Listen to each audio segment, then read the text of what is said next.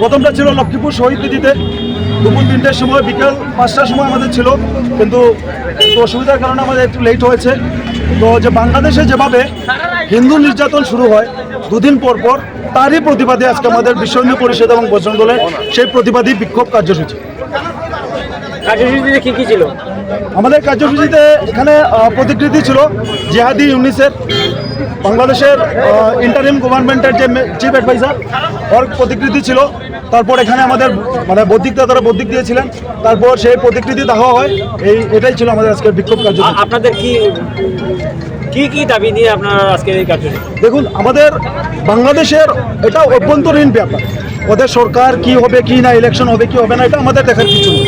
কিন্তু এইগুলোর নামে যেভাবে হিন্দু নিধনযজ্ঞ দুদিন পরপর শুরু হয়, তারই প্রতিবাদে আমাদের এখানে আজকে সেই বিক্ষোভ কার্যসূচি, যাতে আমরা এখান থেকে আমাদের সেই আওয়াজটা তুলে ধরতে পারি ভারত সরকারের কাছে, যাতে ভারত সরকার এক কড়া থেকে কড়া এক পদক্ষেপ নেয়।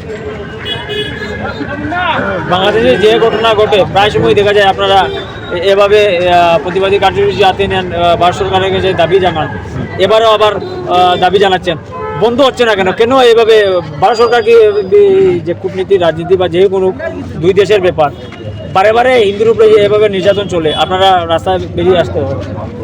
আমার কি দেখে দেখুন, সেটা আমাদের দেশের যেটা নিরাপত্তাজনিত ব্যাপার বা যেটা ফরেন পলিসি যেগুলো আছে, আমাদের যে ফরেন মিনিস্টার এস জয়শঙ্করজি আছেন, আমাদের চিফ যে security adviser prime minister Ajit দোভালজির উপর আমাদের পুরো বিশ্বাস আছে। আমাদের ভারত সরকারের উপর পুরো বিশ্বাস আছে যে ভারত সরকার কূটনৈতিকভাবে বাংলাদেশকে সঠিকভাবে সময় উপযোগী জবাব দেবে, এবং অতীতেও দিয়েছে।